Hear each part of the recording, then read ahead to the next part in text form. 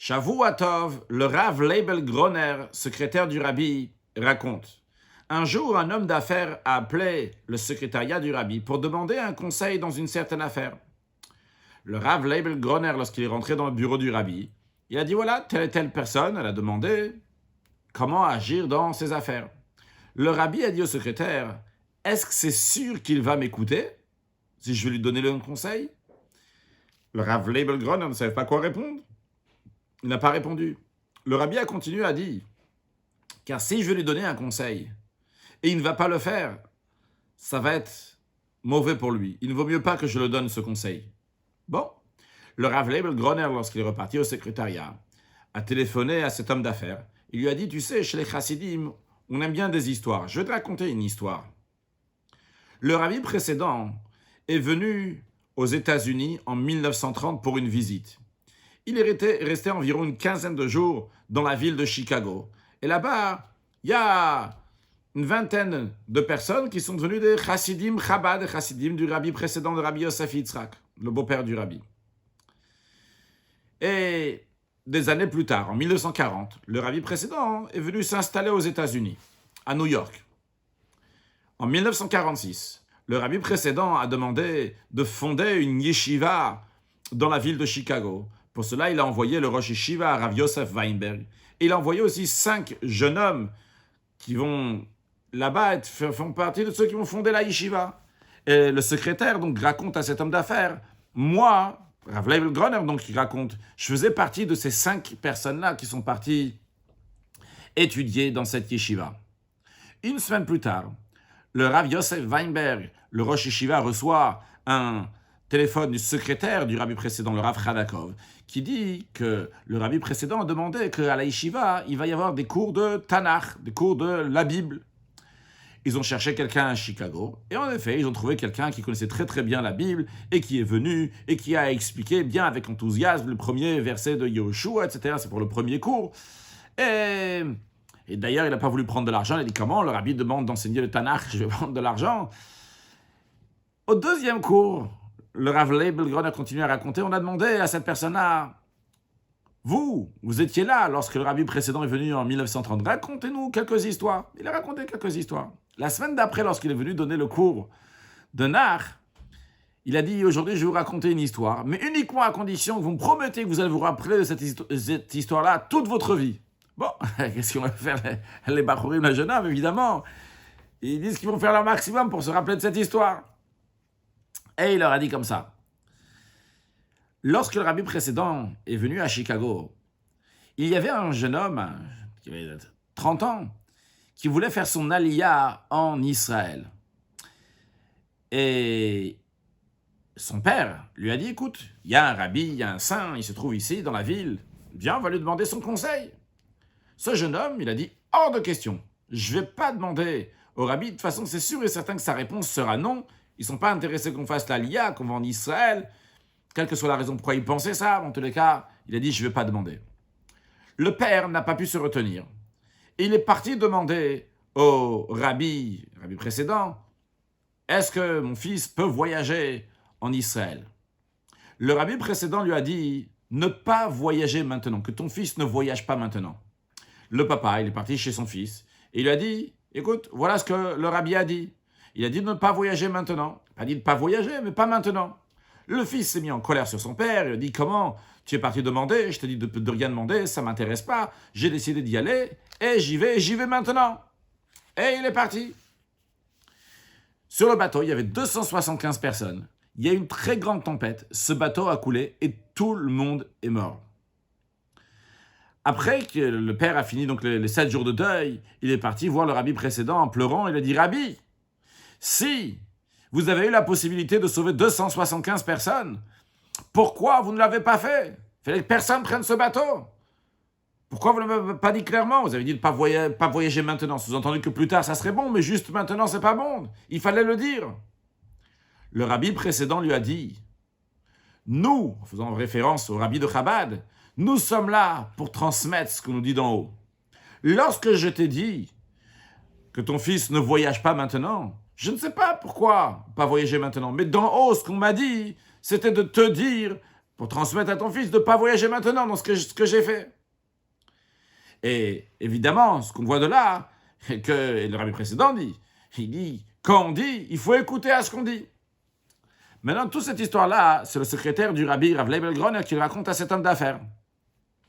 Donc, le message qu'il est en train de lui dire, c'est un message assez clair, qui lui dit, je vais demander au rabbi. Si on demande au rabbi, il faut absolument que tu écoutes à la lettre ce que le rabbi va dire.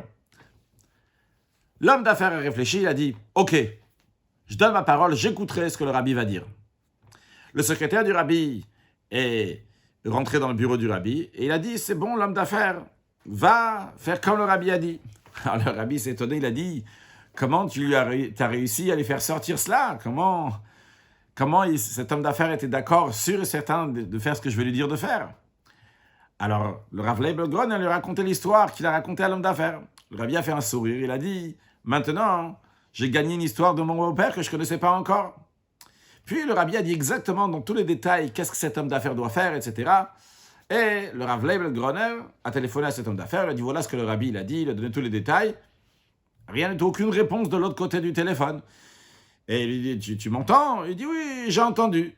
Et c'est bon, il a raccroché, ni au revoir, ni merci, rien du tout. Passe 6 mois plus tard, le téléphone dans le secrétariat du rabbi sonne, le Rav Leibel Groner répond au téléphone, et voilà que cet homme d'affaires dit « Oh, vraiment, je téléphone, merci beaucoup. » Il dit « Qu'est-ce qui se passe ?» Il avait raccroché sans dire merci, sans dire au revoir. « Qu'est-ce qui se passe maintenant? Merci, qu'est-ce qui t'arrive ?» Il lui dit « Je vais te dire la vérité. Lorsque le rabbi m'a dit tel et tel conseil pour mes affaires, j'ai dit c'est la fin de mes affaires. Je vais tout perdre. Mes affaires avaient une valeur de 5 millions de dollars. Et je sentais que c'était en train de perdre et de tomber. Et avec le conseil du rabbi, j'étais sûr que ça y est, c'était fini. Mais comme je m'étais engagé, que quoi qu'il arrive, je vais écouter le rabbi, j'ai dit je vais écouter. J'ai écouté, ça a été difficile pour moi, je l'ai fait. Et aujourd'hui, 6 mois plus tard, je peux remercier le rabbi de tout cœur que mes affaires, non seulement qui ne sont pas tombées, mais encore plus que ça, ils sont redressés. Aujourd'hui, la valeur de mes affaires sont à 10 millions de dollars. Alors, évidemment, ce qu'on voit de cette histoire-là, c'est que lorsque le rabbi dit quelque chose, même quand ça n'a pas l'air logique, ou même ça a l'air le contraire de la logique, eh bien quand même, on doit le faire. Alors évidemment, lorsqu'il s'agit de Torah, de mitzvot, ce qui est écrit dans Shulchan Aruch, eh bien des fois ça ne semble pas logique. Pourquoi je dois faire comme ça? Pourquoi je ne peux pas faire telle et telle chose? Et j'ai l'impression que je ne suis pas gagnant, j'ai l'impression que l'autre il est gagnant parce que lui il se comporte d'une telle et telle manière et que moi je suis perdant. Eh bien, toutes ces questions-là, un juif ne doit pas se les poser. Un juif doit savoir qu'il doit faire ce que Dieu demande, même s'il ne voit pas tout de suite. Mais finalement, c'est sûr et certain, c'est ça qui tient, et ça c'est du bonheur. Pas seulement du bonheur pour la vie du monde futur après 120 ans, mais pour une vie de bonheur dans ce monde matériel. Dans la paracha de Shoftim, il est dit « Navi mikir becha me'achecha kamoni yakim lecha Hashem Elokecha elav tishmaon » C'est Moshe Rabbeinu qui parle au peuple juif, il dit « Un prophète comme moi, Dieu va vous établir, à lui vous allez écouter. » Notre génération a mérité qu'il y a le rabbi qui est le prophète de la génération, qui est le conseiller de la génération, qui est le juge de la génération, et qui nous donne des conseils, et qui nous dit comment il faut se comporter. Pas seulement ce qui est écrit dans le Shulchan Aruch, dans le code de la loi juive, qui est évident qu'on doit faire, mais comment un juif doit se comporter avec un autre juif, comment un juif doit se comporter dans ses affaires.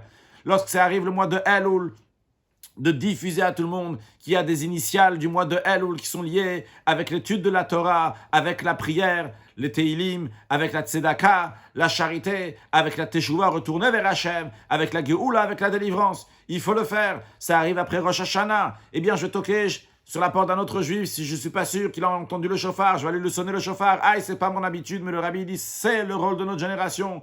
Le rabbi dit que notre génération doit étudier Chassidut. Ah, et moi, j'avais pas encore l'habitude, et c'était pas mon truc, et c'était pas ci et ça, mais le rabbi nous dit de faire ça. C'est ça qu'il faut faire. Et quand on écoute le rabbi, eh bien, ça vaut le coup d'écouter le rabbi. Pas seulement pour un bien spirituel après 120 ans, même pour un bien matériel dans ce monde-là. Parce que la Torah nous dit, Uvachat Abachaim, tu vas choisir la vie. Et la vie, donc, c'est pas juste faire les choses, mais c'est vivre Torah Mitzvot. On vit Torah Mitzvot lorsqu'on étudie la Chassidut, lorsqu'on porte comme le rabbi, il nous demande de le faire. Et à ce moment-là, il y a une bonne vie matérielle et spirituelle. Et comme le rabbi a dit dans la parashat Shoftim Tafshin Nun Aleph, en 5751-1991, de diffuser, de dire à toute la génération qu'on a mérité, qu'il y a qu'Akadosh Baruch Hu a nommé quelqu'un qui a le libre arbitre, c'est-à-dire un être humain, mais que, bien que c'est un être humain, il est au-delà de tous les gens de la génération qui a été nommé, donc le juge de la génération, le conseiller de la génération, le prophète de la génération, évidemment, cela fait référence au rabbi, et le rabbi nous dit qu'il faut diffuser et dire à tout le monde que Mashiach, il arrive très prochainement, que ce Mashiach, il arrive très prochainement en tant que prophétie, non pas en tant que sagesse, savoir, espoir, quoi que ce soit, en tant que prophétie. Une prophétie, c'est sûr et certain que ça va arriver. Navi mikir becha, un prophète, comme Moshe Rabbeinu, Elav tishmaouna, lui, on va écouter. Écoutons ce que le rabbi nous demande, et même quand ça n'a pas l'air logique, mais c'est sûr et certain que c'est pour notre bien, et par cela, on va accueillir très prochainement, avec une excellente santé, la joie et le bonheur, Mashiach, Nav, Shavua Tov.